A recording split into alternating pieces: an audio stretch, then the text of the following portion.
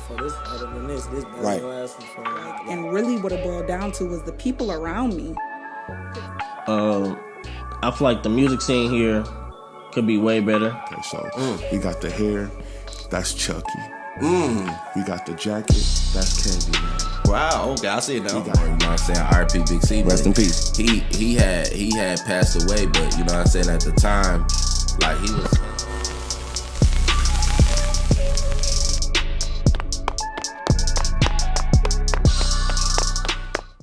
Man, y'all know what's going on, man. It's your boy Nightfall, man. We back with another Step Up to the Mic podcast, man. And I want to shout out all the supporters that have been here since day one. But we're going to dive into this new special podcast right here with somebody important who got something to say.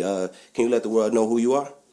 My name is Desiree Nicole. I'm 26 years old, and I'm a single mother of a 3-year-old boy.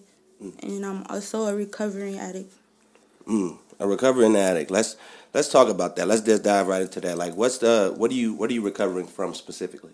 I used to be addicted to blues, which is fentanyl pills. How'd you get hooked up on that? My baby dad brought it around me. That's really... At what like starting point did you start with doing like drugs, and when did it start affecting your life? I noticed that it started to affect my life once I started getting physical changes with my body. Like, I just knew something wasn't right. What was something going through your mind at the time when you started just smoking weed like for the first time? Did you ever think that it would transition to doing different type of drugs? No, actually, I used to say I would never do any kind of like hard drugs, and I used to actually talk about people who did drugs. So it was just unexpected and so sudden. Yeah, that's crazy right there. And so at what age did you start like smoking or drinking? I started smoking and drinking, I'll say around like 18, 19. So that's actually a decent age, you know what I mean? Because you must have said no for a very long time, So what was that like, saying no to the point where you had the influence to start saying yes to it?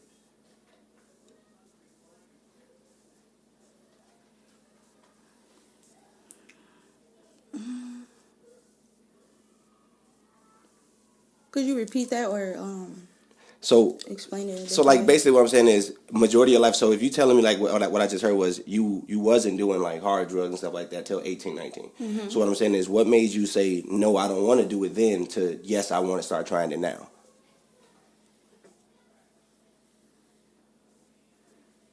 I don't know. I would probably say just peers and peer pressure. What would you tell your younger self now that you know that you recovered from the blues addiction? What would you tell your younger self now? What would I tell my younger self?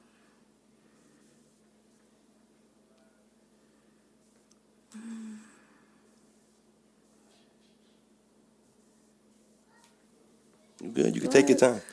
I'm trying to think. That's kind of a hard one. I mean, or maybe I'm thinking too hard about it. I would probably just say I don't know.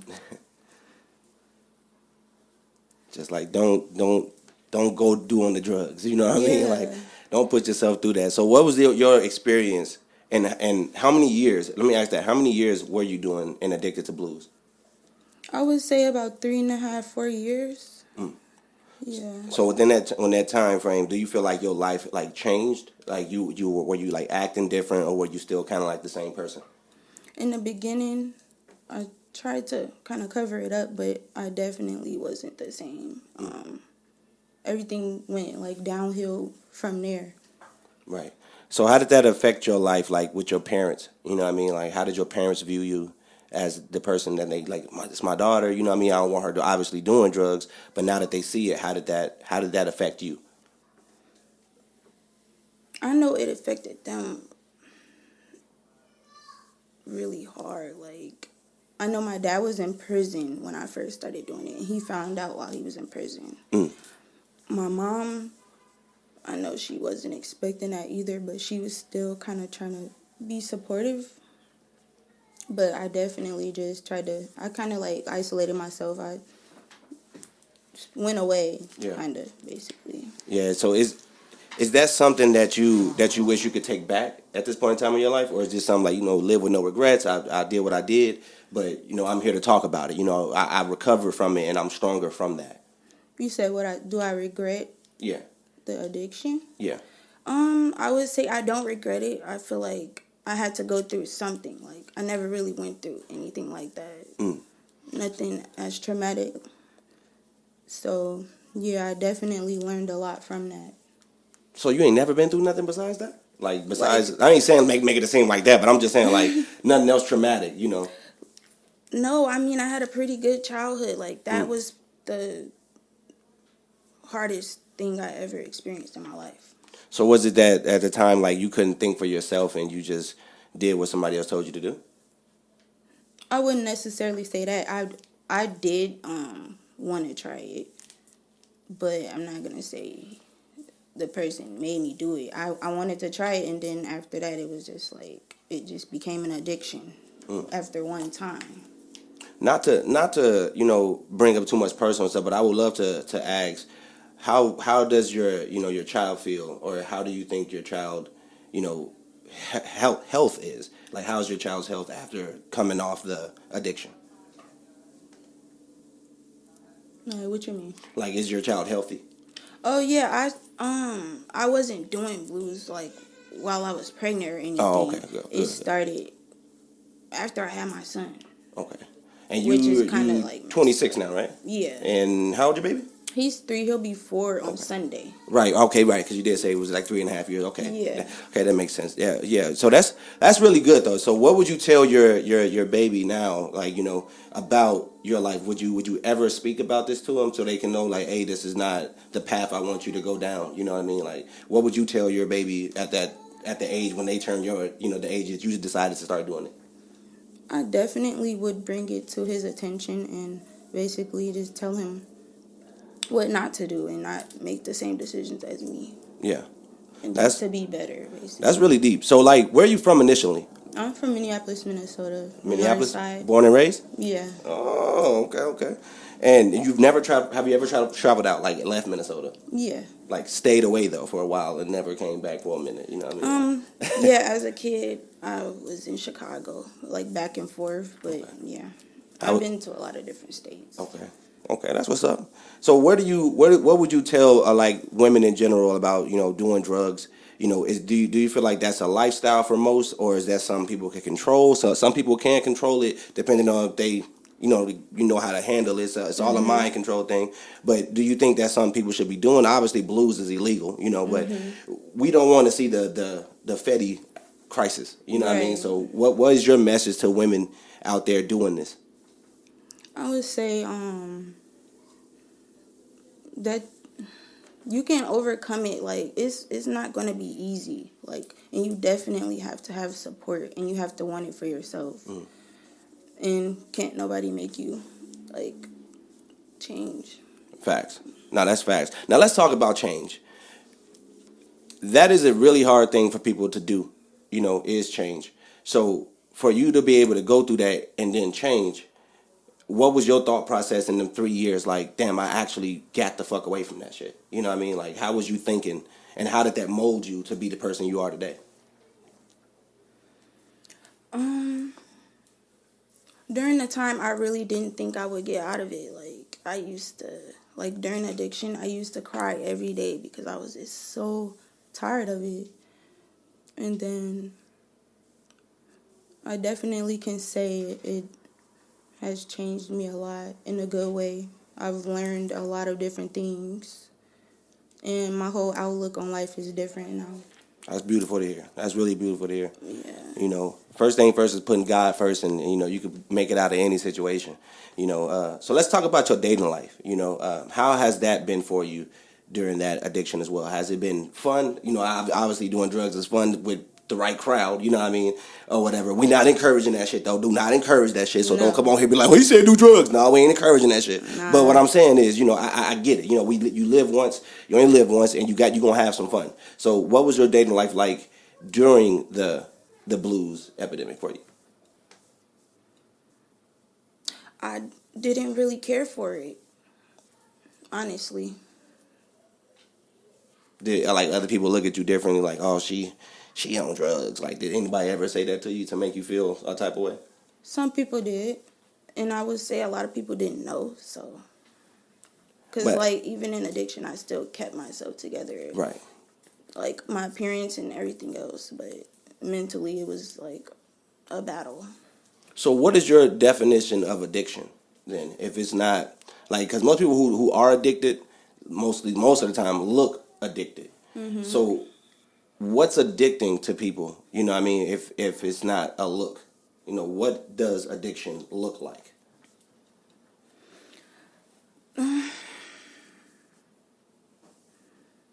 Addiction can affect many different people of many different races. I mean, some people might look like they're on drugs when they're on drugs, and some people may not. Mm-hmm.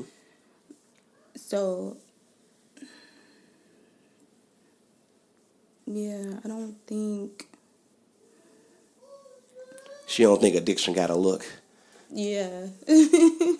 Might not got a look, but it definitely got a smell. No, definitely just to go through that process, you know. And I know some people who right now who are addicted to a lot of bullshit. Motherfuckers be addicted to porn. You know what I'm saying? So addiction is can be an is addiction. real. Anything can be an addiction. You know, I'm addicted to doing this shit. I love stepping up to the mic and telling y'all some real shit. You know, and this is real here. Like, you know, I always try to tell people that being able to express your real truth and doing it like this on this type of platform is tough, you know what I mean, and for you to be able to come here and tell everybody your truth, that means a lot, you know what I mean, and it's showing the world that you're an open book, you know what I mean. So never be afraid to let that out, you know, especially to the people that you know fuck with you, you know what I'm saying, because some people gonna throw it in your face, but hey, we all been through fucked up shit, so you could throw shit back in their face, you know what I'm saying, but it'll just be a back and forth game, you know what I mean. So it's only right that we all keep growing and keep moving, and that's a positive thing that you're doing with being down and now showing that you up, you know what I'm saying. So, and speaking of being down, like, did that really affect you money wise,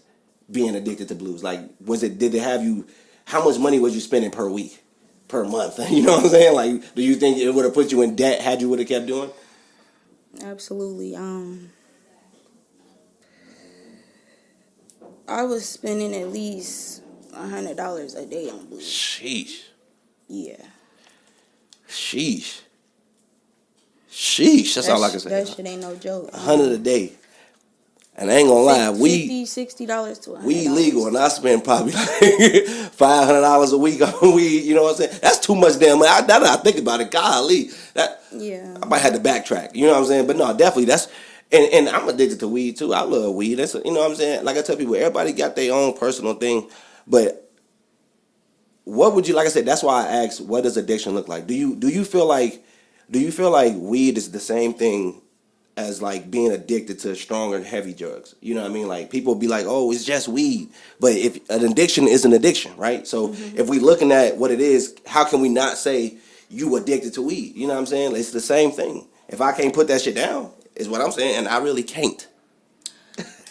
So that's what, you know I would what I mean? say with weed, it's an addiction is an addiction. You're right, but with weed and the difference between weed and blues or fentanyl, the physical like withdrawal symptoms are totally different. Like with weed, you might be irritable if you ain't smoked, or you know, but with you when you withdrawn from fentanyl, you it's so many different physical symptoms that come with that, like nausea, vomiting, irritability, depression, anxiety, just everything. I feel Terrible. like I'm depressed if I don't smoke. Like, you know what I mean? Like, I need some weed now, you know what I mean? So I understand the addiction phase, you know, and like I said, I've watched my mom go through her addiction with, you know, drugs and stuff like that, and I'm a crack baby, you know what I'm saying? So I understand a lot of people going through their situations, you know what I mean? And shit, most of us from the ghetto, crack babies and all type of babies, whatever, you know what I mean? But motherfuckers be addicted to fucked up shit. And like, what's a message you want to tell people just to help them get off of addiction? You know, is there anything that you want to tell the kids, like, hey, this fentanyl game and all this shit, it's fucking up our community. It's fucking up our people, you know what I mean? As in general, black people, you know what I mean? Because we the ones doing it the most and getting hit by it the most, you know? So this is a crazy thing. What's your message for the people? like to get help, Hell yeah. I would say don't be afraid to speak up about it and go to someone who you think you can trust, or you know that they love you and will sit down and listen. It's a lot of help. It's a lot of help out here. You just have to want it for yourself. That's well said right there. Respect. Much respect. So yeah, let's get back to this topic here. I really want to know, like, pull a little bit more in your mind just to see, you know what I mean? Because I feel like you holding back. I don't think you telling me everything, but I know at certain things, obviously, I ain't gonna even ask anyway because I'm not the type of guy. Right. But at the same time, you know, I do want to know, you know, previously through your life, you know, like I said, you was was you smoking weed before 18, 19? Mm-mm. Like, what got you to wanting to do anything? Like, you know what I mean? Like I said, peer pressure. Because for Seeing me, other yeah, it was like the people same doing thing. I ain't gonna, I had cousins that like 7, 8. Hey, look, cuz, come hit this. You know what I'm saying? Yeah. So by the time a nigga turned 16, I already was ready. You know what I'm saying? Like, I was ready. So that's why I asked, like, because people go through something beforehand for them to really want to start doing that shit. You know what I mean? Like, you either got to see it, hear it, or been around that shit, which is the same thing. So that's, you know what I mean? That's why I asked, like, more in depth, you know? Like, what got you going? Like, you know, it had to be some type of influence that got you there. As a kid, I did deal with depression, and I did get bullied in school, I would say. Really? Women get bullied in school? That's a thing? I never... They bullied me because I was quiet. Really?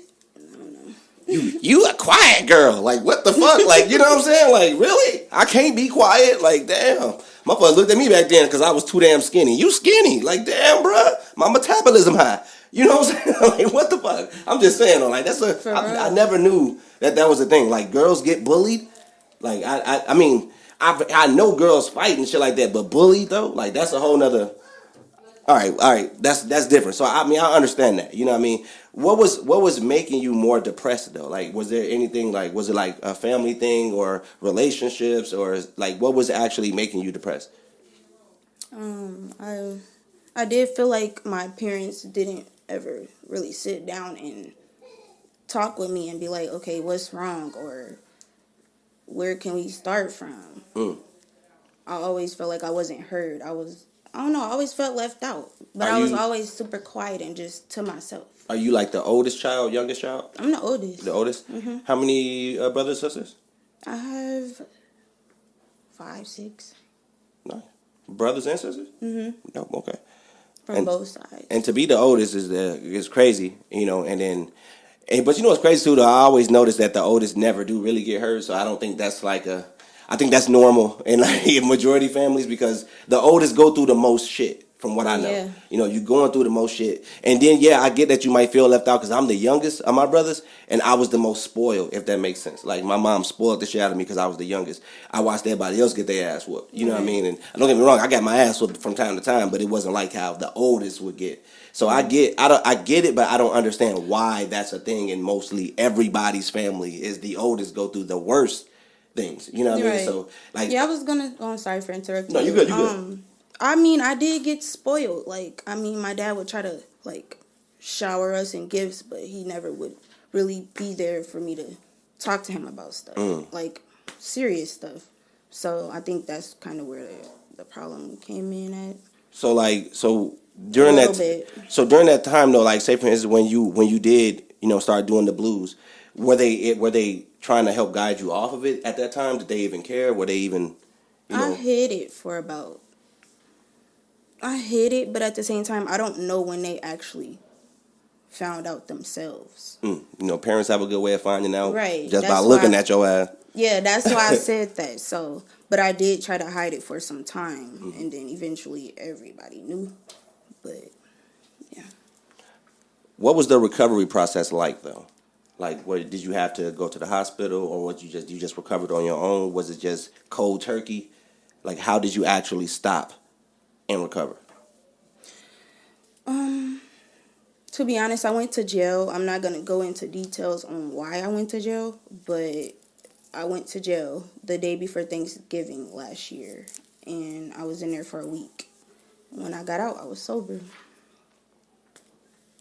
And you just never look back, huh? Yeah. That's beautiful to hear, though. That's real good to hear that. Like, hey, look, jail got me sober. Because jail will do that shit. It will sober your ass the fuck up. But some motherfuckers come out. You get what I'm saying? You know what I'm saying? And that was my first time in jail. Yeah. First time in jail. So. And like, never go back. Yeah, that's respect right there. That's much respect, man. Yeah, I love to hear just nothing but beauty and positivity from that. You know what I mean? So, you know, what's your life like now? You know, how's everything for you now? You working? You doing anything like that? Yeah, I'm a single parent. I mean, I've been working since I got sober. I graduated treatment in May. I was doing outpatient. And I graduated at 5 months.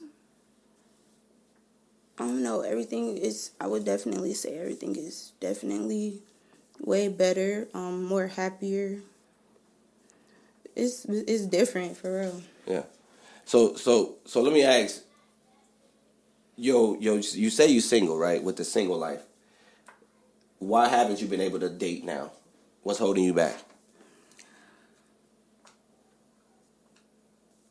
The situation I just went through, I feel like I need to take a lot of time out to actually love myself. Like, it's a lot that I still have to work on. Just because I'm sober now doesn't mean things aren't gonna get rough. Yeah.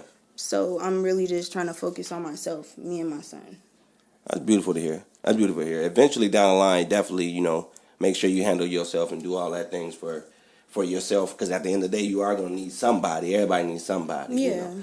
But definitely, though, like, I think you got it pretty much under control. Like I said, most people who I know who do drugs, they have a really hard time because motherfuckers relapse immediately. So to hear that you didn't relapse and that you're not on the verge of that, that's a beautiful thing to hear. Because like I said, I know too many motherfuckers who would have went right back. You guys, what you gotta say? It's been a year. It's been a year? Yeah. I made a year on the 22nd. Man, congratulations. That's beautiful right there. Y'all congratulate that, man. 1 year off the fucking blues, man. We don't want you on the blues. We can do a little weed, but no. Yeah. You know what I'm saying? No blues, you know what I'm saying? None of the harder shit, man. Like, none of the... I sell that shit. Well, Relapsing it's just not an option for me. Like, Facts. Some people, everybody's situation is different. I can't relapse. I just can't. It comes with a lot of different consequences. Right. So where do you see? Not an option for me. Where do you see your life going for you in the next 5 years? I definitely want to become a peer support specialist or some type of recovery advocate. I'm just looking into it now. That's dope. Mad Dads, y'all hear what she talking about? Y'all gotta holler at her. She said that because I know Mad Dads got a lot of recovering addicts that need some advice. So if y'all need some advice, look no further. You know what I'm saying? We got that light right here that's gonna get you right. Ding! Y'all see the light? Y'all know what's going on. No, but yeah, y'all know what's going on, man. Yeah, that's nothing but respect. Is there any words of encouragement you want to give to the people out there on just staying positive with life, you know, staying blessed and healthy and things like that? I want to say if anyone is also dealing with addiction, that you can overcome it. It won't be easy, but it's possible. I don't know what else to say. That was good right there. That was good right there. I wanted to say more, but I don't know. Like, no, you good. Yeah. That's beautiful. You want to give out any shout outs to anybody? Shout out to my baby boy. His birthday on Sunday. He'll be 4. Happy birthday. Yeah, let's go. Hey, and like I said, I appreciate you just coming down here, just giving me that time to talk and connect with you. You seem like a real cool person. Like, you got a lot of things going on, you know. One thing I do want to ask real quick before I end the show is, do you do music? Do you do any type of music? Are you in tune with Minnesota music? I am in tune with Minnesota music. I can sing, but I never took it serious. I think I want to hear something next time you come on the show. You know what I mean? Next time I have you on the show, I want to talk about something positive this time and be on some, you know what I mean? I want to get the best side of you this time and next time. But definitely I want to hear something from you. You know, you see, I got the studio back here. All that, we'll get you together. You know what I'm saying? Like, Yeah, I just want to build my confidence up. Like, that's what's up. That's still something I'm working on too. So confidence is key, man. That's the like top priority. If you don't got the confidence, it ain't gonna happen. But just like you said, you got to be able to build it up, man. You got to start somewhere and build it up. Whether if it's singing in the mirror or singing in front of the crowd, you gonna have to do it one day. So you gotta, take your time and do what you gotta do, man. But yeah, on that note, do you have any any links or anything like that? no. TikTok. Look, my brother on point. It's TikTok. Tell him right. You do got TikTok, right? My TikTok is Pretty Des with 2 S's 550. Right. Y'all know what's going on. Y'all tap into the TikTok. It will be in the description. And like I said, you got anything else you want to say? No. You sure? I'm going once, going twice. All right, so back to the motherfucking people, man. Y'all know what's going on. Step up to the motherfucking mic. And until next time, we going to tap in, man. Hey, click that motherfucking link and subscribe, man. We out.